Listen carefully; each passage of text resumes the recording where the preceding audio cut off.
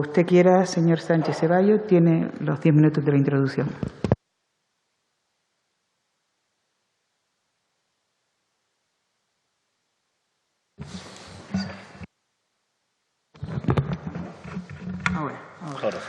Sí, buenos días, decía señora presidenta, señores diputados. Comparezco ante esta comisión de investigación relativa al siniestro del vuelo JK 5022 de Spanair y luego en mi condición de letrado encargado de la acusación particular en los procedimientos seguidos a consecuencia de otro accidente aéreo, el ocurrido en la localidad de Toralloa, Lleida, el 14 de junio del año 2002 y que provocó la muerte de las 8 personas que iban en su interior. Siendo dos siniestros distintos, de diferente magnitud en el número de víctimas mortales, separados en un tiempo de 6 años y referidos a dos tipos de aeronaves distintos, concurren en ambos elementos comunes como son la respuesta a los servicios de emergencia, el traslado de la información a los familiares de los fallecidos o las primeras actuaciones en orden a conocer las causas del siniestro. Pero principalmente en el siniestro del vuelo JK 5022 en Barajas, como espero que sus señorías podrán deducir a lo largo de mi comparecencia, se acaban reproduciendo gran parte de las ineficiencias y comportamientos irresponsables habidos durante el proceso de investigación de sus causas. Lamentablemente, a ambos siniestros también les une hasta el momento un mismo resultado judicial de impunidad y la acreditada incapacidad de la Comisión de Investigación de Accidentes y de la Dirección General de Aviación Civil, actualmente AESA, para extraer conclusiones y adoptar las medidas correctoras que eviten nuevos siniestros, además del uso y la prevalencia otorgada a los informes de la Comisión de Investigación de Accidentes por las autoridades judiciales, lo que en aviación está considerado como una falta de independencia que no favorece la seguridad aérea. En la investigación del siniestro que yo les hablo, quedó acreditado que el helicóptero Augusta Vela B-205 de la compañía del Europa Service, durante el trayecto hacia Lleida, cuando se encontraba próximo a la localidad de Toralloa, se produjo la separación en vuelo del cono de cola de la aeronave. Esta cayó al suelo y el fuselaje empezó a girar sobre sí mismo y a bajar poco a poco hasta impactar con el terreno. Los restos del fuselaje se incendiaron, quedando totalmente calcinados y muriendo los 8 ocupantes. Sí. Vamos a ver si solucionamos porque no se preocupe que paramos el tiempo. No hay problema. El tema es que se le entienda que es lo importante. ¿Vale? A ver, me aproximo un poco más al micrófono. A ver si el sonido... Ahora se me oye mejor. Sí, era la proximidad al micro, seguramente. Gracias.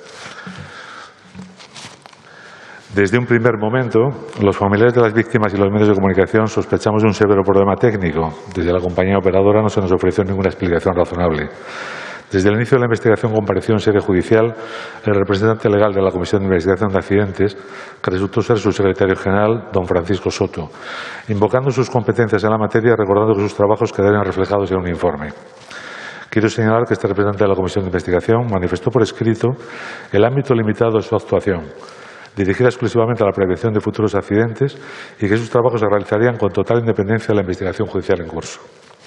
No obstante, tanto el juez instructor como las acusaciones aceptamos inicialmente la aparente imparcialidad y solvencia técnica que se presumía de esta entidad. La primera actuación de la comisión fue solicitar del juez instructor autorización para que los restos recuperados de la compañía siniestrada, de la aeronave siniestrada, fueran retirados por la propia compañía, el Europa Service, dueña del helicóptero, con sus propios medios, para ser trasladados a sus propias instalaciones.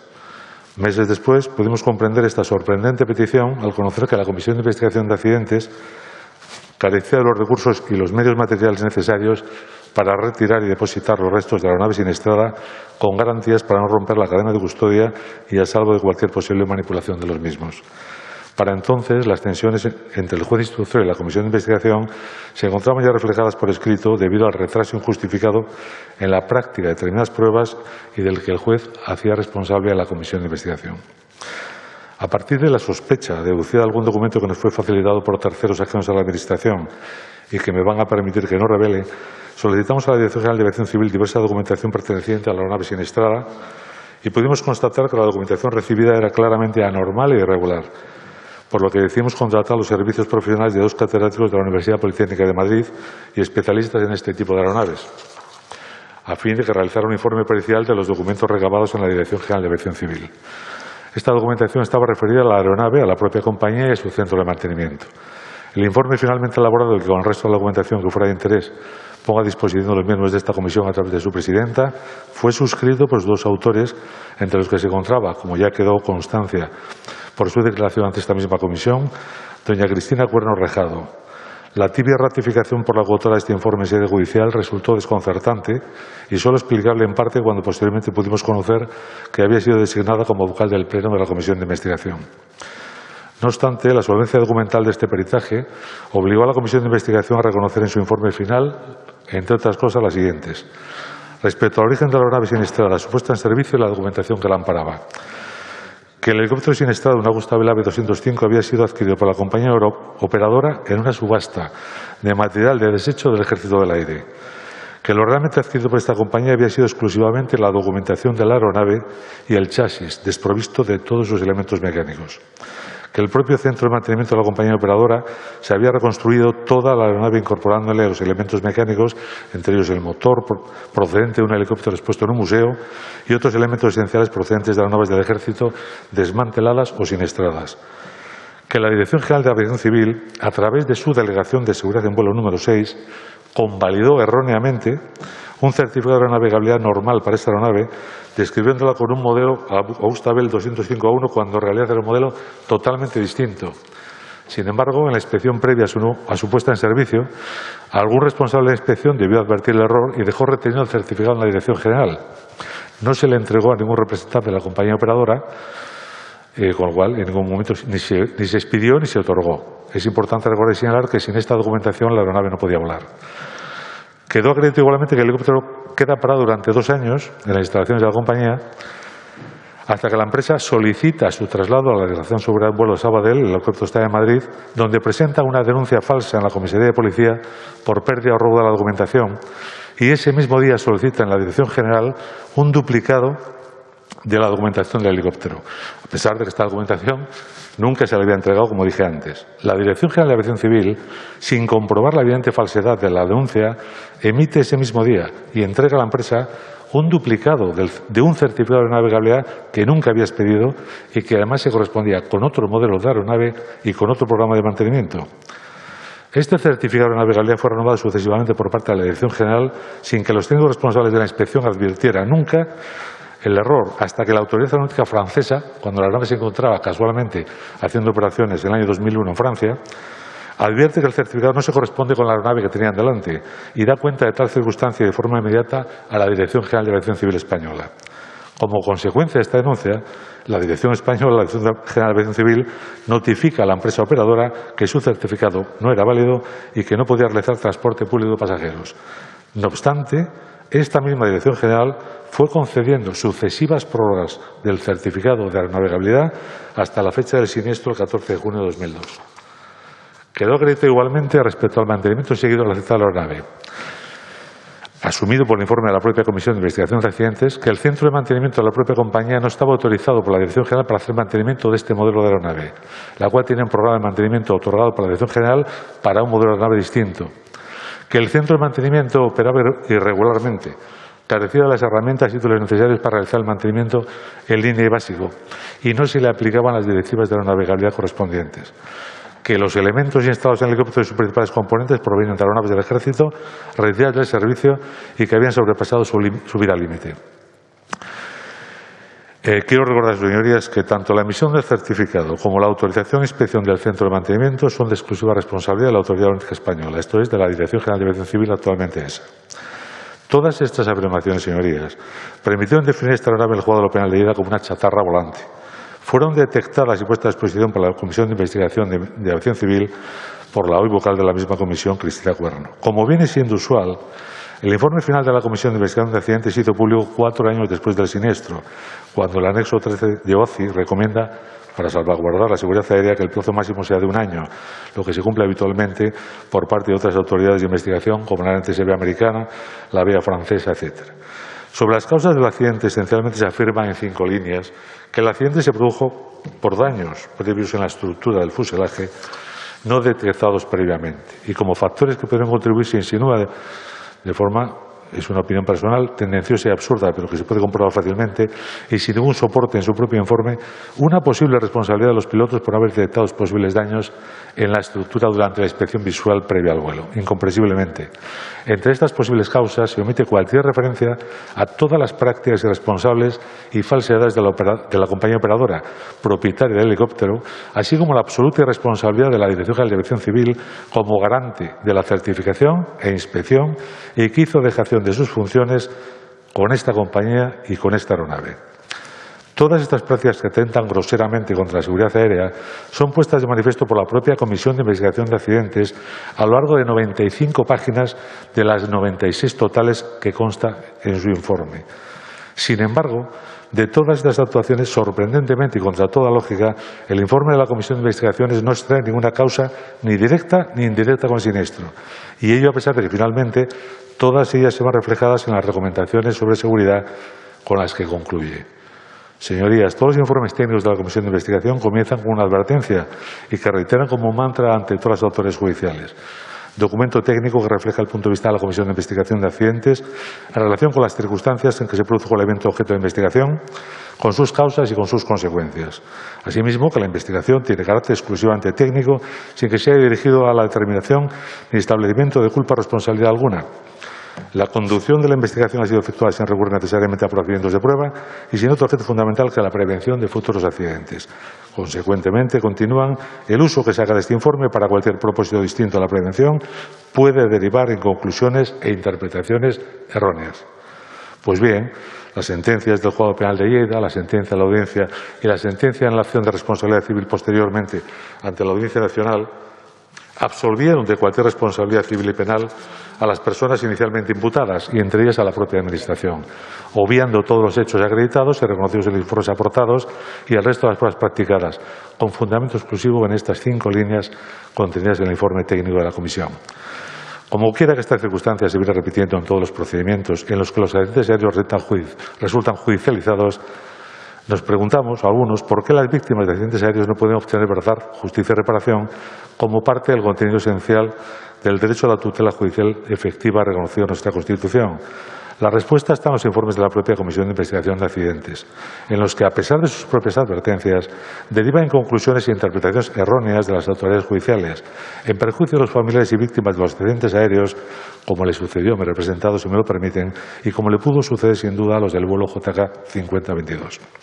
La actividad aérea es un sector complejo, sensible y con importantes intereses en juego, por lo que resulta imprescindible para su correcto desarrollo contar con una autoridad aeronáutica solvente, responsable y transparente, en la que no se aliente o proteja la opacidad ante los errores o comportamientos irresponsables o directamente delictivos, y que cuando deviene un accidente, que siempre podrá producirse lamentablemente, la investigación técnica de sus causas se realice sin menoscabo alguno de la función jurisdiccional y recaiga en instituciones radicalmente independientes y profesionalizadas, que no sean susceptibles de ser manipuladas o meramente instrumentalizadas en favor de cualesquiera grupos de interés y en detrimento de las posibles víctimas del suceso y la seguridad aérea en general. Acabo como empecé, señorías. 2 accidentes aéreos distintos, pero con muchas similitudes en los comportamientos de la Comisión de Investigación de Accidentes de Aviación Civil, de la Dirección General de Aviación Civil, de las compañías operadoras y de la propia Administración de Justicia, que, confiando en que el Estado cumpla con sus obligaciones y competencias, dejan a profesionales y ciudadanos en la más absoluta indefensión cuando se enfrentan no solo a la pérdida de los suyos, sino al laberinto posterior que termina sin justicia, ni verdad, ni reparación. Señorías, quedo a su disposición para contestar a sus preguntas. Muchas gracias. Si le parece, y como tiene su prólogo escrito, nos los permite para poder sacar copia que los diputados puedan seguir lo que ha dicho, porque mucha parte de la intervención me temo que se ha perdido, ¿no? Lo mandamos hoy, sí. Sí. Mandamos esta introducción porque creo que ha dicho cosas muy interesantes a los grupos desde que esté en disponibilidad. Siento a las compañeras de... Sí. Desde que se tenga, sí. Vamos pues con los grupos, ¿de acuerdo? Señor Quevedo Iturbe, por el Grupo Mixto, tiene usted 3 minutos. Gracias, señora presidenta. Muy buenas tardes. Muy buenas tardes. Sí, señor Sánchez Ceballos, yo tengo que agradecerle, como a todos, su presencia en esta comisión, pero con un carácter singular en su caso, porque sufrió usted el mismo drama que los familiares de las víctimas del siniestro que ocupa esta comisión en el año 2002, ¿verdad? Tengo que decir que no he sido capaz de captar la totalidad de su intervención, pero lo que me imagino me ha puesto los pelos de punta. Eso también se lo tengo que decir. La razón de haber solicitado a mi grupo, entre otros, su presencia entre nosotros, es porque existen algunos elementos que tal vez pueden ser de utilidad para el trabajo de esta comisión. La CIAIAC emitió un informe final en el año 2006, ¿no? Y una primera pregunta que me interesaría hacerle es, entre el año 2002 y el año 2006, ¿hubo cambios en el sentido de mejorar la competencia de la CIAIAC en su opinión?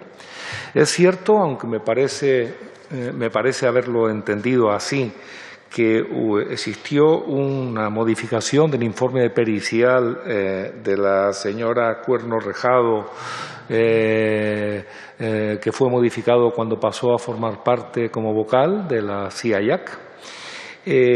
¿Tiene conocimiento sobre la corrección de procedimientos en el establecimiento del periodo de validez del certificado de aeronavegabilidad por parte de la Dirección General de Aviación Civil como consecuencia de las enseñanzas que debieron obtenerse de ese siniestro? ¿Aprecia usted diferencias entre las actuaciones de la CIAIAC en el siniestro del año 2002 en relación con el siniestro que nos ocupa del año 2008? Y, por último, en su opinión, ¿qué aspectos estima que debería considerar esta comisión en su dictamen final para tratar a efectos de mejorar la seguridad aérea en España? Muchas gracias por su presencia. Gracias, señor Quevedo. Vamos a hablar más despacio también, porque me está diciendo el compareciente que tampoco... Yo no sé si es el sonido. Sí, no, y supongo que también las máscaras nos impiden también esa dicción y esa escucha. Vamos al Grupo Parlamentario Ciudadano. Señora Muñoz Vidal, su tiempo. Gracias, presidenta. Espero que me puedan escuchar bien. Gracias también, señor Sánchez Ceballos, por acompañarnos hoy aquí y bueno, pues ser parte de esta comisión también como protagonista de un accidente en similares consecuencias anterior, ¿no? Lo que he podido entender y recibir de la comparecencia ha sido para mí importante para entender un poco el funcionamiento de la Dirección General de Aviación Civil y también de la Comisión de Investigación de Accidentes, ¿no? de cómo funcionan. Quiero hacerle 3 preguntas muy concretas. ¿Cuáles cree que son usted las enseñanzas que se deberían haber aprendido del accidente de Torayola y que podrían haber evitado el accidente de Spanair, o al menos habernos servido para responder mejor tras el accidente, tanto en términos de atención a las víctimas como el protocolo de emergencias? ¿Y cuál cree que son las deficiencias que usted identificó en la investigación del accidente de Torayola y que se han repetido posteriormente en la investigación del accidente que aquí tratamos? Hemos hablado también de las deficiencias en mantenimiento de la aeronave, que usted ha detallado en su comparecencia muy bien, que se podrían seguir produciendo o permitirían volar a otras aeronaves hoy en día. ¿Cuál cree que deben ser las mejoras adicionales regulatorias en materia de mantenimiento y garantías de seguridad aérea para que el accidente que usted ha detallado y el del vuelo JK 5022 de Spanair no se volvieran a producir? Y el hecho de que las conclusiones de esta comisión de investigación fuera la principal fuente del Poder Judicial para considerar no responsables a los fabricantes, a las empresas aéreas, las administraciones o cualquier otra entidad, ¿cuáles serían sus propuestas para asegurar un proceso imparcial, transparente y garante de los derechos de las víctimas? Muchas gracias. Muchas gracias, señora Muñoz. Por el Grupo Parlamentario Republicano, señora Granollers, adelante. Sí, gracias, presidenta. Gracias, señor Sánchez Ceballos, por sus explicaciones. Imaginamos que usted, como abogado y familiar del piloto fallecido en el accidente de Torallola en Lleida, empatiza perfectamente con el tema que nos trae esta comisión y que además es un máximo interesado en que todos los errores que se cometieron salgan a la luz y queden totalmente subsanados. Les vamos a hacer unas preguntas sobre su experiencia con la CIAC para que nos pueda responder. ¿Qué opinión tiene y cuál fue su experiencia con la CIAC? ¿Conoció a su secretario, Francisco Soto? Y si es así, ¿cómo lo consideraría? También, ¿cómo conoció a Cristina Cuerno Rejado y quién le recomendó su contratación para hacer el peritaje sobre las causas del accidente de Torallola en 2012? ¿Y podría decirnos si lo defendió adecuadamente en sede judicial? ¿Sabe a qué obedeció este cambio de criterio? Hizo primero un peritaje donde afirmaba unas conclusiones, pero sin embargo después no hizo lo mismo en sede judicial. ¿Le había avisado previamente de que no defendería su propio informe pericial o que lo iba a hacer con evasivas? ¿Qué conclusiones sacó respecto de los procedimientos de inspección y supervisión del Ministerio de Fomento y Aviación Civil sobre la aeronave siniestrada en 2002? Y ya para acabar, ¿por qué solicitó que el Ministerio de Fomento fuera responsable civil subsidiario y cuáles fueron las argumentaciones del juez para considerarlo? Gracias. Muchas gracias, señora Granoller. Por el Grupo Parlamentario Confederal de Unidas Podemos, En Común Podem, Galicia en Común. Señor Mayoral, su tiempo. Gracias, señora presidenta. Gracias, señor Sánchez Ceballos, por su compromiso, por su trabajo profesional. Y voy a ceñirme a las preguntas intentando que sea lo más ilustrativo y, sobre todo, que nos pueda resultar útil en la analogía entre los dos casos que nos ocupan. ¿Ha conocido otros accidentes donde se haya cuestionado tan evidentemente como en su caso los procedimientos de aviación civil con respecto a los certificados de aeronavegabilidad? Porque realmente lo que nos está contando durante la primera exposición, creo que todos estamos todavía impactados con la declaración. El Juzgado Penal número 1 de Lleida absolvió a los 3 acusados del accidente de helicóptero en el año 2002, que causó la muerte de 8 personas. Durante el juicio alegaron que ninguna de las irregularidades o discrepancias que se adujeron por las acusaciones tuvo la declaración expresa de los miembros de la CIAC, en una relación ni directa ni indirecta en el trágico accidente. ¿Cómo valora esta información /ayuda de la CIAC al dueño de la compañía propietaria del aparato y de sus 2 técnicos de mantenimiento que quedaron absueltos? La tercera. En la sentencia, el magistrado considera que los informes periciales más objetivos e imparciales y, por tanto, los que asume para la resolución del procedimiento son los elaborados por el Instituto Nacional de Técnica Aeroespacial y por la Comisión de Investigación de Accidentes e Incidentes de Aviación Civil del Ministerio de Fomento, ambos organismos del Estado. Como ciudadano, abogado y afectado, ¿cree que esa decisión es equitativa para las partes, víctimas y responsables? Y la cuarta. ¿Cómo valoró la primacía del informe oficial de la CIAC en la investigación judicial por encima de las propias investigaciones del juzgado y de las partes, entre otras la del peritaje presentado por usted y avalado por la que luego fue nombrada vocal de la CIAC? Muchas gracias. Gracias, señor Mayoral. Señorías, si están separados y consideran, pueden quitarse a la hora de intervenir porque está teniendo problemas tanto las compañeras que transcriben como el compareciente sobre las preguntas. Yo no sé si al final es que el sonido quizás está muy grave, muy bajo, pero vamos, si lo desean y quieren quitarse a hacer las preguntas, seguro que el compareciente lo agradecerá. Por el Grupo Parlamentario Vox tiene la palabra el señor Mestre o... No, pues bien, pues la señora Esteva, sí, adelante. Muchas gracias, señora presidente. Muchas gracias, señor Sánchez, por su comparecencia. Primero de todo, quería darme mi pésame por su familiar fallecido y un recuerdo a las víctimas del accidente de Spanair y a todas las víctimas de accidentes de aviación. Quería preguntarle, usted sabe, Francisco Soto, secretario general de la CIAC, ha dicho que se presentó en el juzgado para ofrecer sus servicios y que para ocultar la carencia de medios de la CIAC pidió que los restos del aparato siniestrado se llevara por la compañía Helieuropa Services, propietaria del mismo, a sus dependencias. ¿Podría, por favor, describirnos cómo sucedió este hecho y su opinión al respecto? Siguiente pregunta.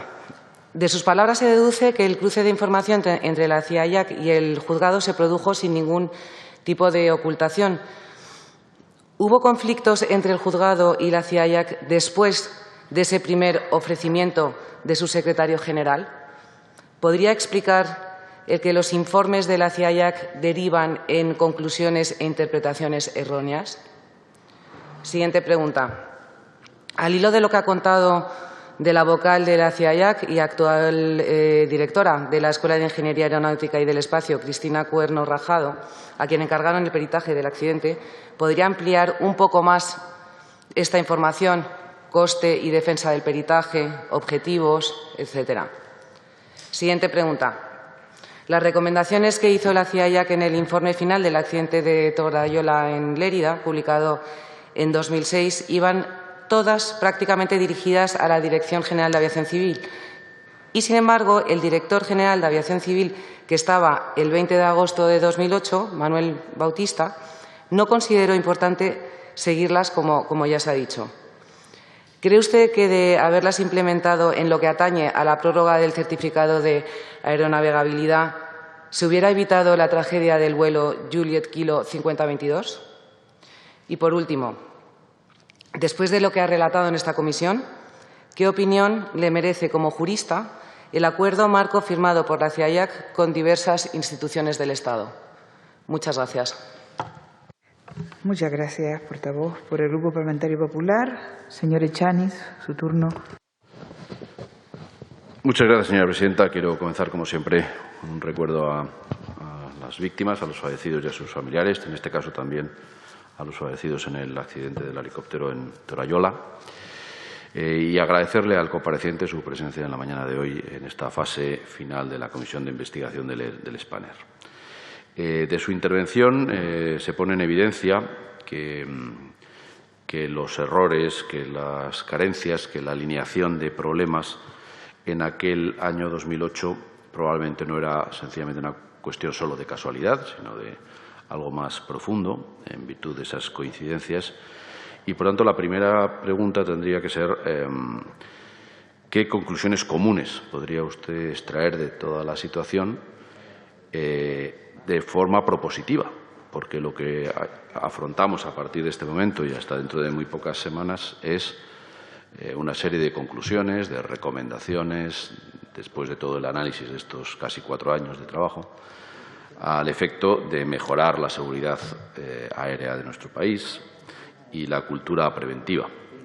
Mejorar la seguridad aérea no solo desde el punto de vista del antes, es decir, desde el punto de vista preventivo, como el durante, aquellas horas o esos días inmediatamente consecutivos al hecho del accidente, como al día después.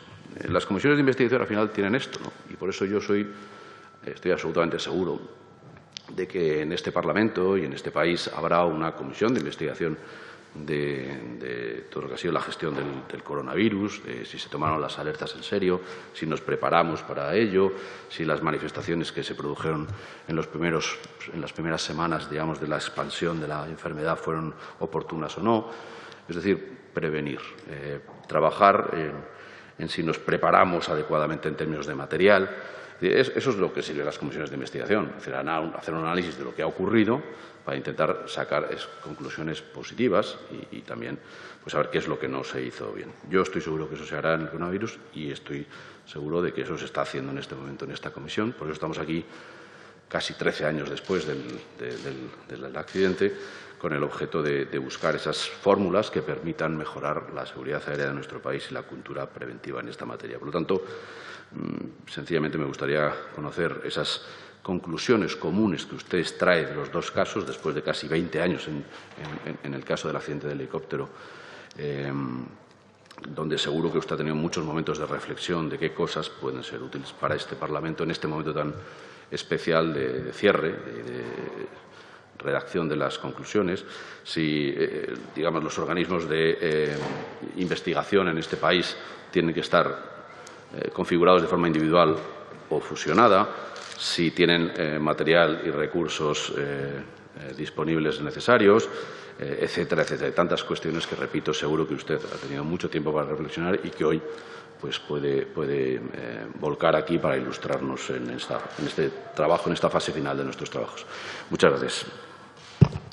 Gracias, señor Echani. Finalmente, por el Grupo Parlamentario Socialista, tiene la palabra la portavoz, señora Raya Rodríguez. Adelante. Gracias, presidenta. En primer lugar, darle la bienvenida al señor Ceballos. ¿Me escucha bien con...? ¿Sí? ¿O me la quito? Vale. Bueno, en primer lugar, darle la bienvenida, agradecerle su comparecencia y su testimonio. Y es cierto que esta comisión se ha dilatado en el tiempo y que hemos tenido la oportunidad, los que teníamos presencia en anteriores legislaturas, de escuchar muchísimos testimonios, muchos de ellos con algunas lagunas y bueno, sí es verdad que siempre hemos dejado claro que el objetivo de esta comisión no es ni juzgar ni culpabilizar, sino recabar toda la información posible para corregir aquellas deficiencias que vienen demandando el sector y también, desde luego, que ha hecho con mucha intensidad la Asociación de Víctimas. Usted, aparte de abogado y familiar del piloto fallecido en el accidente de Torayola, también durante el proceso judicial presentó el informe de la señora Cristina Cuerno Rajado, que efectivamente fue perito, como ella misma reconoció en esta sede parlamentaria, de ese accidente. Entre otras afirmaciones, ella decía que cuando ella llegó a la CIA ya el trabajo de campo estaba realizado, pero sí es verdad que resaltó que, bueno, que la formación de los investigadores y demás era adecuada. Parecía que tenía una opinión bastante positiva del trabajo que se hizo.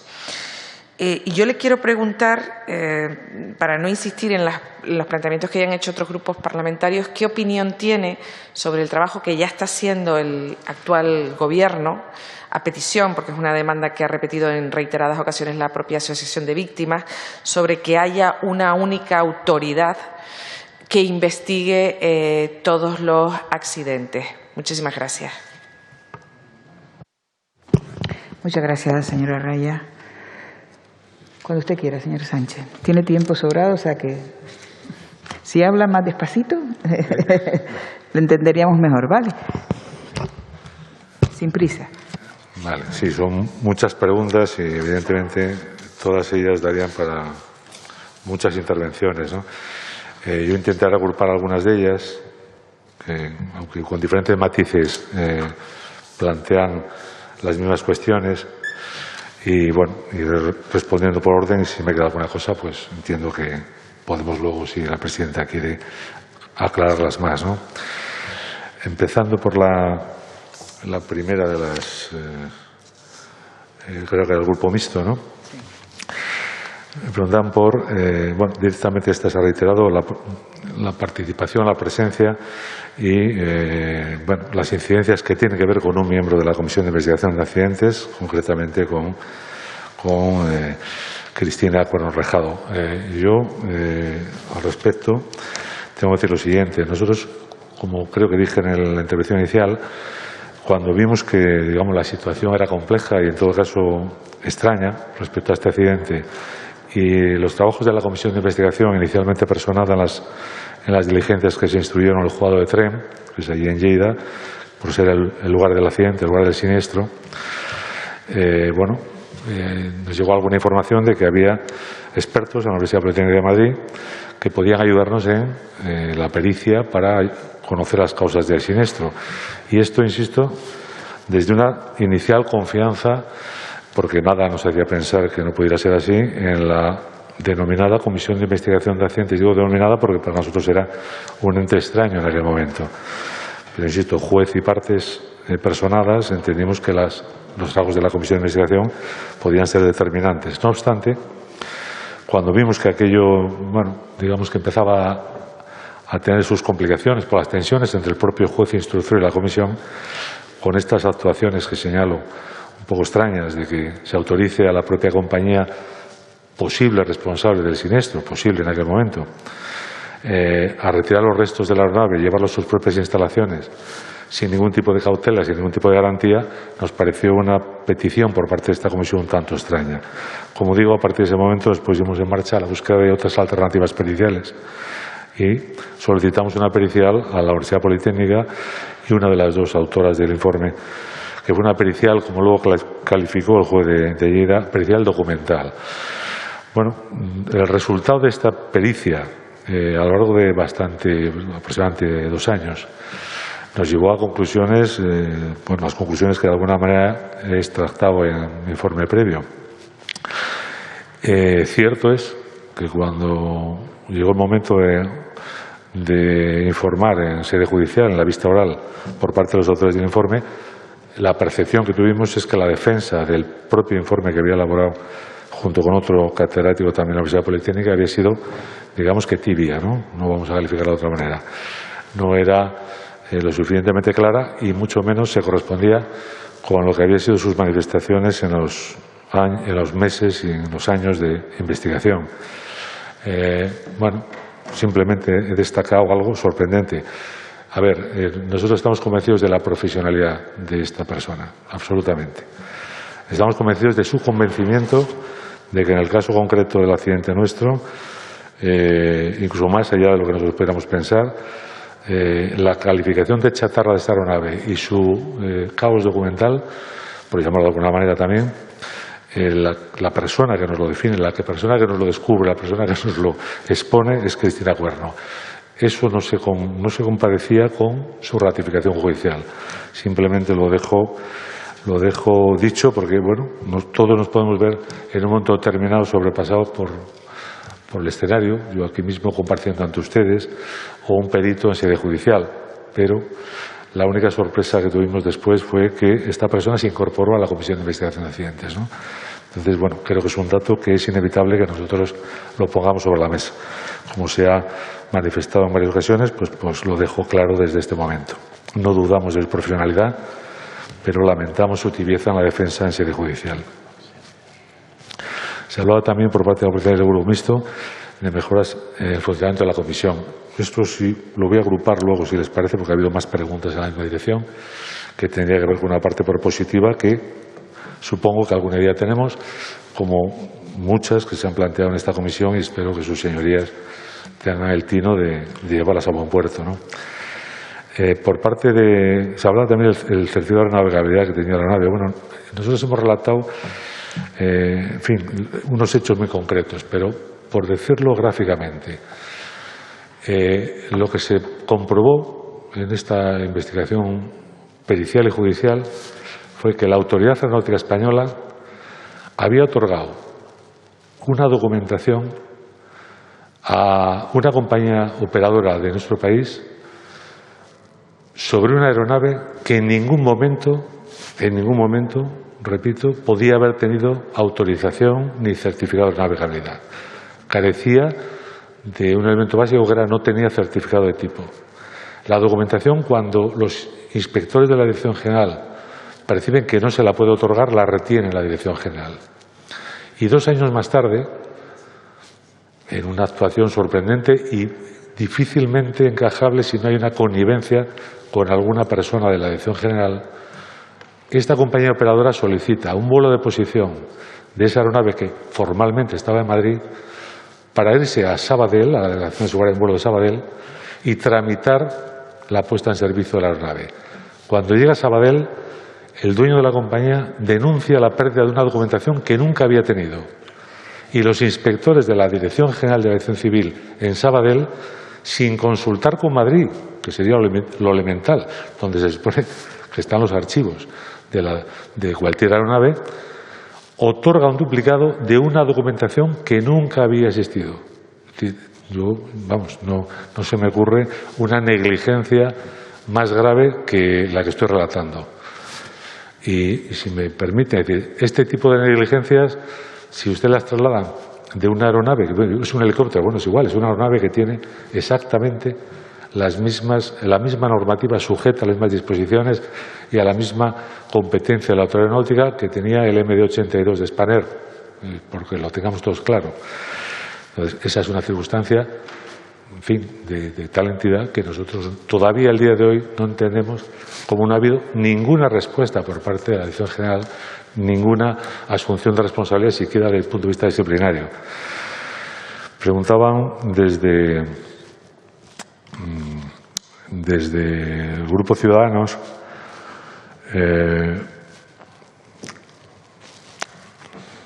las deficiencias en teoría repetidas, mantenimiento, etcétera. Bueno, hablaba de la documentación, pero lo mismo respecto a los sistemas de mantenimiento. He escuchado en alguna intervención previa en esta comisión por parte de algún responsable actual de la Dirección General o alguno, cual estoy confundido, a lo mejor alguno que se jubiló recientemente, que en realidad, bueno, no es tan importante porque ahora, a partir de las CAMO, se llaman centros de alguna manera que garantizan la aeronavegabilidad continuada, no es tan importante las inspecciones de la Dirección General porque hay una especie de depósito de confianza en la compañía operadora, en este caso concreto, en los centros de mantenimiento.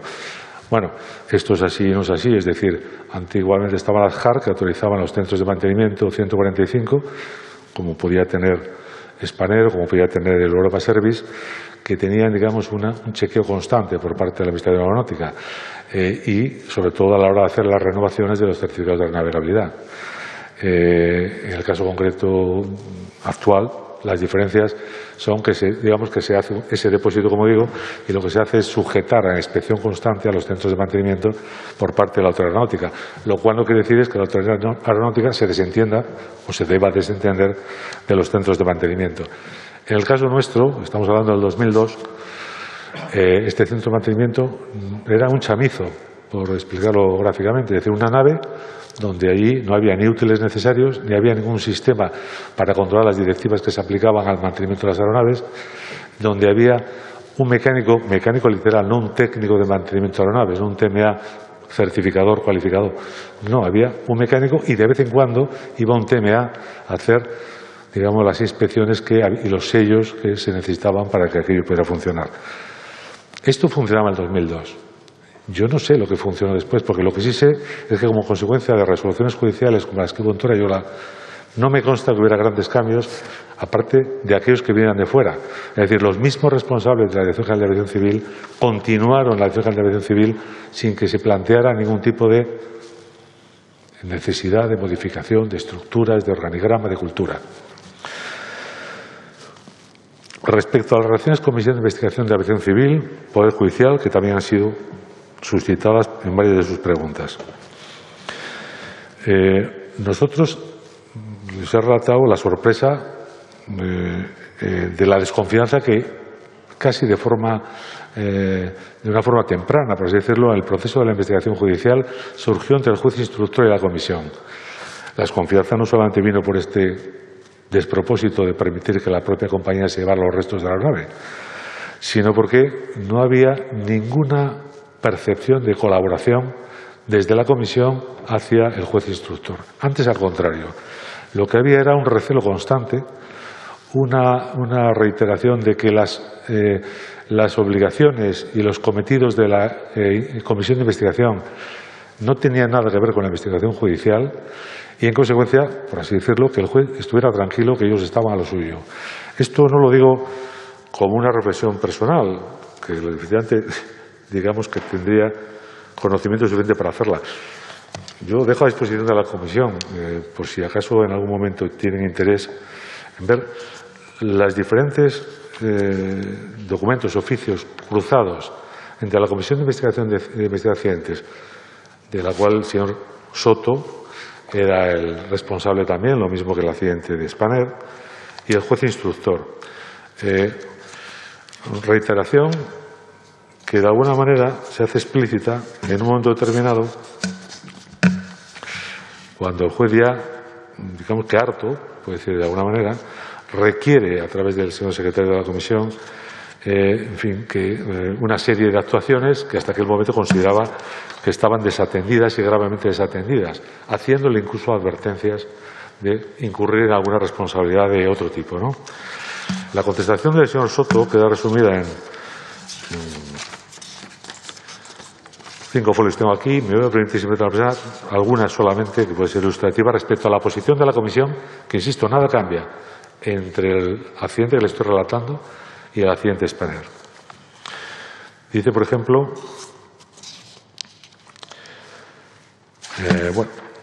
que todas las actividades mencionadas, relatado, está explicándose respecto al juez instructor, y las que puedan realizarse en el futuro hay que entenderlas en el ejercicio de la competencia de la Comisión de Investigación para la Investigación Técnica de los Accidentes de Aviación Civil. En este contexto, permítanos realizar las siguientes consideraciones con objeto de que aporten a su señoría más elementos de juicio en torno a la problemática que rodea el tratamiento de la información manejada en estos casos. La ejecución de estas investigaciones, teniendo en cuenta los principios y el objeto real decreto 389/98, y en función de las enseñanzas que se pretenden de los accidentes con el propósito de aumentar la seguridad, que emanan del Convenio de Chicago, dicen que todas estas normas se encargan de proclamar expresamente que la finalidad de las investigaciones en la prevención de futuros accidentes no es determinar y establecer culpa responsable alguna. Todo procedimiento judicial administrativo para determinar la culpa responsabilidad debería ser independiente de toda investigación que se realice en virtud de disposición de este anexo.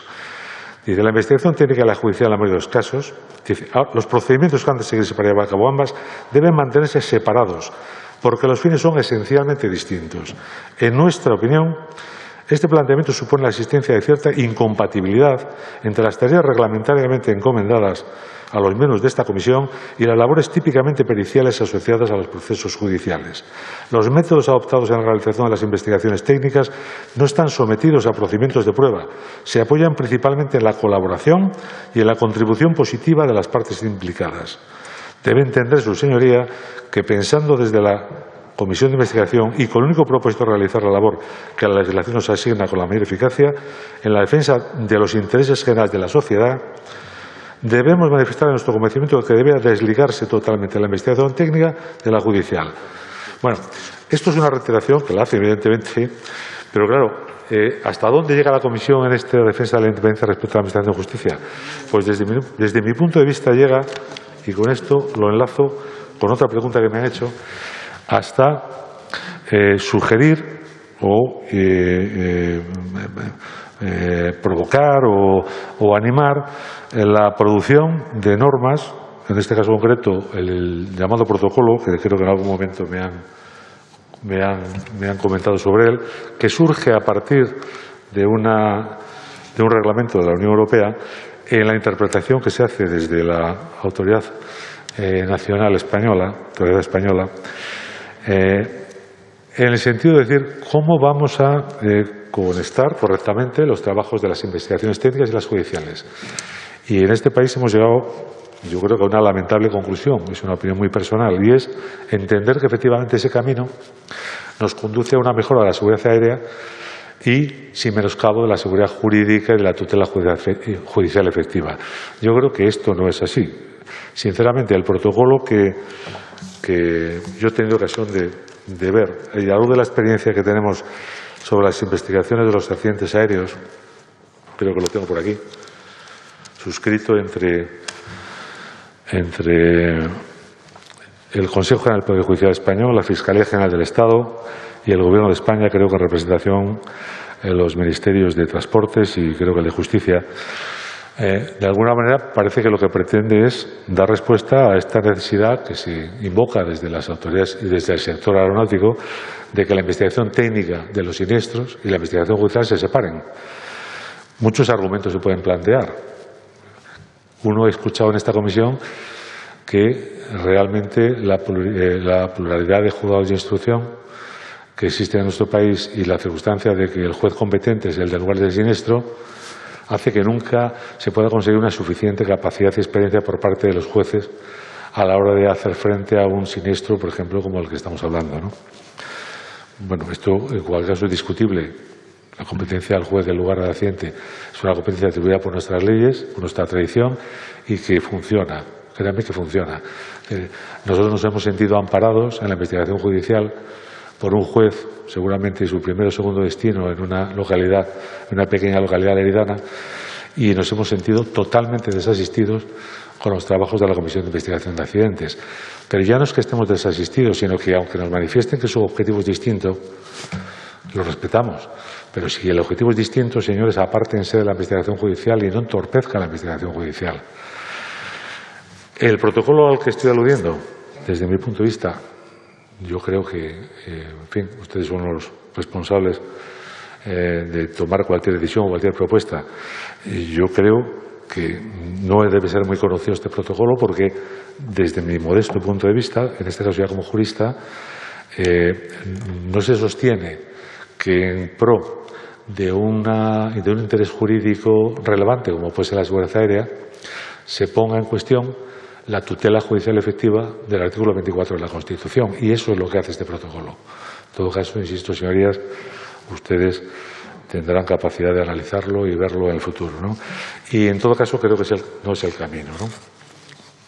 Como estoy en y aunque estoy siendo un poco caótico en la respuesta a cada una de las preguntas que me están haciendo porque no estoy siguiendo un orden, en fin, intentaré retomarlo de otras formas, ¿no? Me preguntaba por Unidas Podemos, que lo tengo anotado aquí, por otros accidentes cuestionados. De la forma en que se ha cuestionado el accidente de Trem, al que me refiero, no se había cuestionado ninguno en la historia de la aviación civil española, ¿no? Nos consta, no tenemos ninguna confirmación, pero nos consta que efectivamente el caos que se produjo en el seno de la Dirección General de la Aviación Civil a la hora de afrontar cómo resolvían el problema que se generaba por toda la información que había aparecido como consecuencia de este accidente, el único resultado que tuvo fue el cese del director general, que compareció en esta misma comisión, don Enrique Samartí. No se vinculó, evidentemente, ese cese a esta circunstancia. Pero claro, la vergüenza de que tenga que ser la autoridad aeronáutica francesa, la que, cuando casualmente está esta aeronave operando en Francia, un inspector se acerca a la misma, solicita la documentación y comprueba que esa documentación no tiene nada que ver con ese helicóptero que tiene delante, pero que tiene elementos tan diferentes como que el rotor de cola está en posición distinta. Es decir, no tiene nada que ver, se parecen que es un helicóptero y tiene una forma similar, pero no se corresponde. Y que tenga que consultar a la autoridad aeronáutica francesa, a la española, para preguntarle que ustedes saben que esta aeronave que está aquí no tiene esta documentación, no se corresponde con esta. En fin, los procesos subsiguientes en la Dirección General de Aviación Civil Española se puede imaginar que sería de sorpresa, incredulidad, o ya lo sabía que esto iba a pasar, que eso también nos consta que ocurrió, ¿no? ¿Eso modificó en algo la estructura, el organigrama, los responsables de dirección? No. Yo creo que el mismo responsable del control del tráfico aéreo que estaba en ese momento se mantuvo después. Es decir, era el mismo que estaba en el accidente Spanair. Es decir, el que estaba en Torallola es el mismo que estaba en el accidente Spanair. Las personas que estaban ahí, con excepción del director general, que había cesado, como digo, un año antes del accidente de Torallola, eran las mismas, ¿no? El informe de la Comisión de Investigación de Accidentes fue definitivo para el accidente de Torallola. Si las investigaciones técnica y judicial están separadas, de ninguna manera puede ocurrir que las sentencias de los tribunales de justicia españoles se centren y se apoyen en exclusiva en los informes de la Comisión de Investigación de Accidentes. Porque, como ellos mismos reconocen, digo los señores de la Comisión, esas conclusiones, las causas del siniestro que ellos apuntan, puede llevar a conclusiones erróneas. Evidentemente, ya el problema no es que lleve a conclusiones erróneas, sino que los fines distintos de la investigación judicial, de la técnica, lleve a que desde la técnica, puedo decirlo claramente, se oculte, no digo intencionadamente, pero sí por su propia forma de proceder, las verdaderas causas de un siniestro, que a lo mejor no son relevantes para la seguridad aérea, pero desde luego que son muy relevantes para que se haga justicia, es decir, para que se haga efectivo el principio del artículo 24 de la Constitución que antes mencionaba. Sí. El momento que tal, yo estoy y doy. Yo creo que ha contestado a grosso modo a muchas de las preguntas que se le han hecho. ¿Alguna más? Alguna, sí. Que puede quedar. Alguna más concreta que.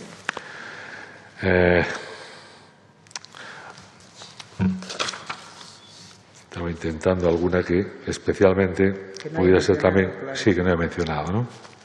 Bueno, el tipo de comisión de investigación de accidentes que se podría, planteaban diferentes grupos y también recuerdo el último, el portavoz del grupo, el portavoz popular especialmente también, hacía mención a que se podía mejorar de cara a la qué tipo de comisión, es lo que se ha planteado por parte de algunos de los intervinientes. Yo creo que todas no hay ninguna solución que sea definitivamente la buena. Es decir, una comisión multimodal de investigación de accidentes. Bueno, puede funcionar.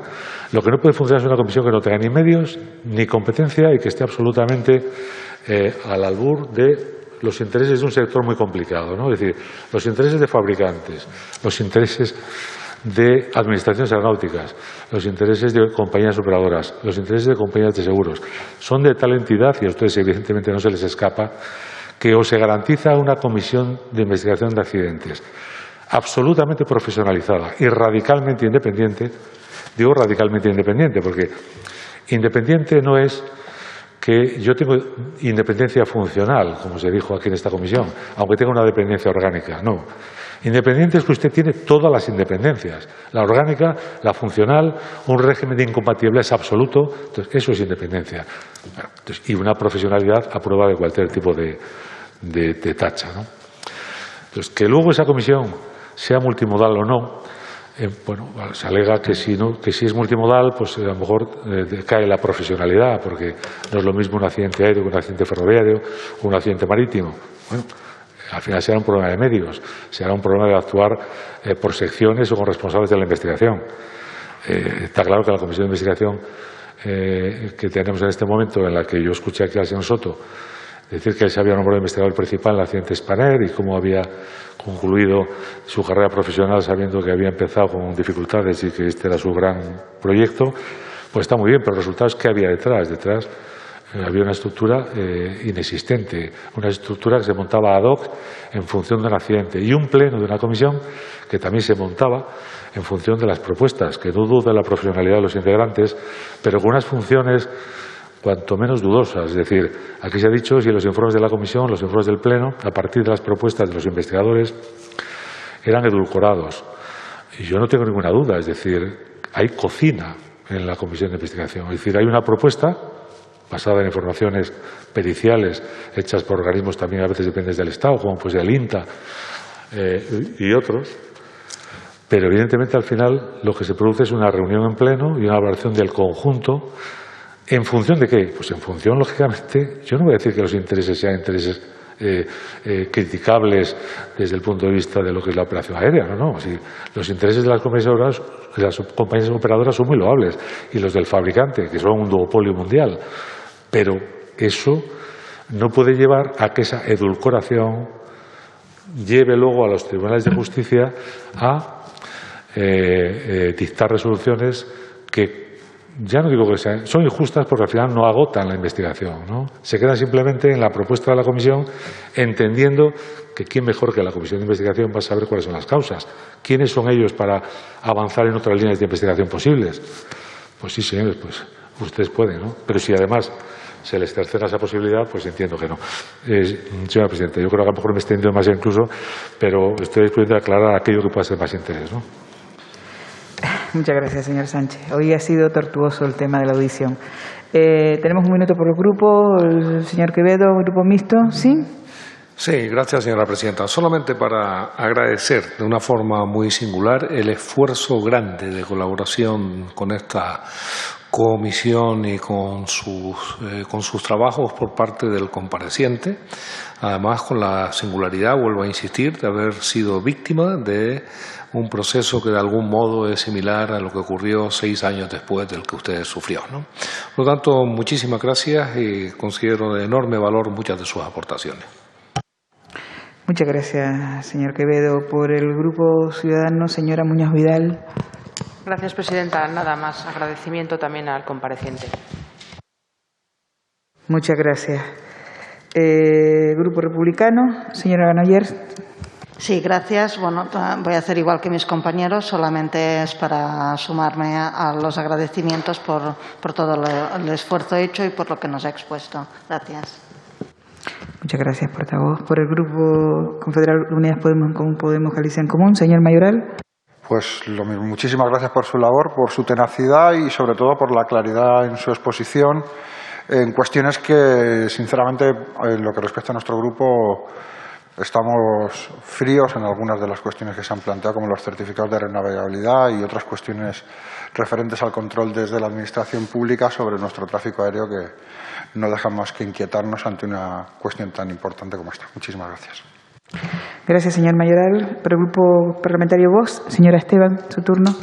Sí, yo quería agradecer al señor Sánchez y destacar la importancia de la familia, porque gracias a personas como usted o la señora Vera, que gracias a su tesón y después de tantos años están trabajando por saber la verdad de estos accidentes, y ojalá seamos entre todos capaces de abstraer de los intereses espurios todas las causas, porque de una catástrofe de esta envergadura hay que sacar un conocimiento, porque así se escribe la historia de la seguridad aérea, ¿no?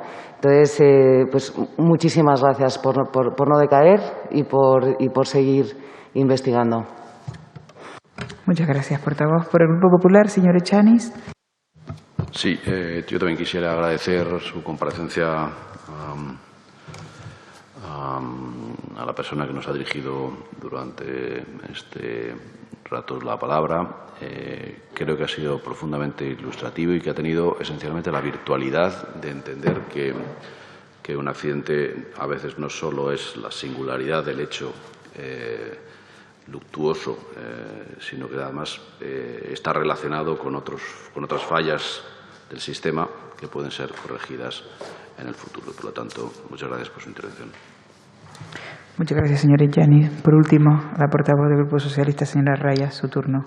Gracias, presidenta. Nada, sumarme al agradecimiento, como han hecho el resto de mis compañeros, por su comparecencia hoy y por intentar arrojar algo de luz después de tantísimos años y de un camino que viene marcado sin duda por el sufrimiento y la tesón de las distintas familias, el tesón de las distintas familias que lo siguen viviendo y que el camino aspiran a que concluya lo antes posible. En el caso de Spanair, 12 años después, en el caso del accidente suyo de 2002, que la verdad.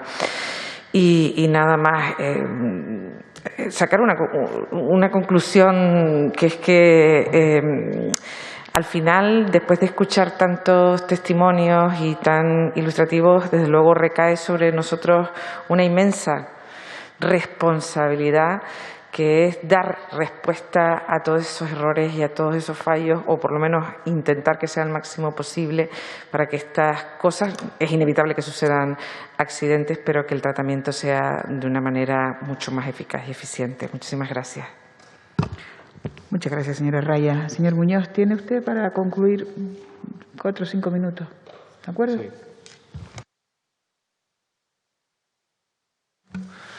Sí, muchas gracias por sus valoraciones en lo que tiene de reconocimiento del esfuerzo personal. El esfuerzo personal, en mi caso, era sencillo porque tiene una vinculación familiar y emocional, evidentemente, con el siniestro.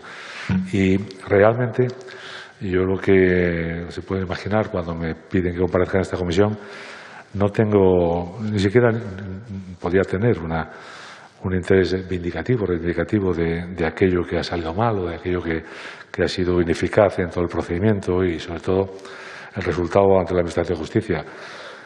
Somos conscientes de que, evidentemente, aquello es un procedimiento cerrado y cuando, en todo caso, se nos pide, se me pide a mí personalmente que comparezca a ver si puedo dar luz sobre este procedimiento, el único ánimo es, evidentemente, si se puede aportar en función de la experiencia de vida, el conocimiento que llegamos a tener preciso y completo del funcionamiento de instituciones tan importantes como son la Autoridad Aeronáutica Española y su Comisión de Investigación.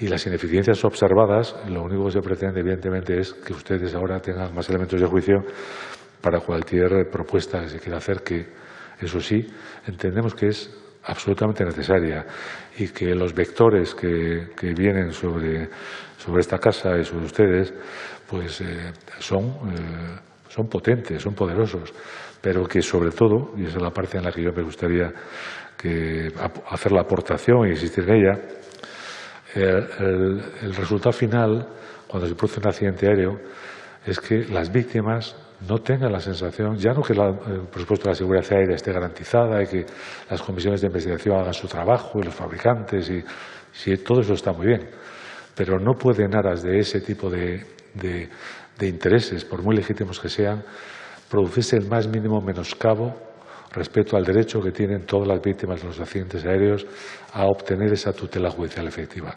Y el camino que además se impulsa también desde organismos internacionales, no va precisamente en esa dirección. Va más en la dirección de separar, de acotar, de aislar de las jurisdicciones ordinarias, de los tribunales y de los jueces ordinarios, ese tipo de investigaciones, ¿no?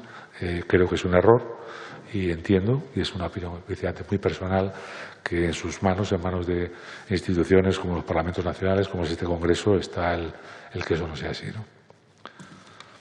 Nada más, señora presidenta. Pues muchas gracias nuevamente por su comparecencia. Es una lástima que hayamos tenido esos problemas con la audición hoy. Se le agradece de todas maneras la profundidad. Ya le haremos llegar a los grupos la previa, tenemos el texto que el señor Muñoz leyó en los 15 minutos y lo tendrán seguramente esta tarde, me dice el letrado. Y recordarles nada más, señorías, que mañana volvemos a las 5:30, en la segunda hay una comparecencia, y en la misma sala, ¿de acuerdo? Buenas tardes a todas y reitero las gracias al compareciente.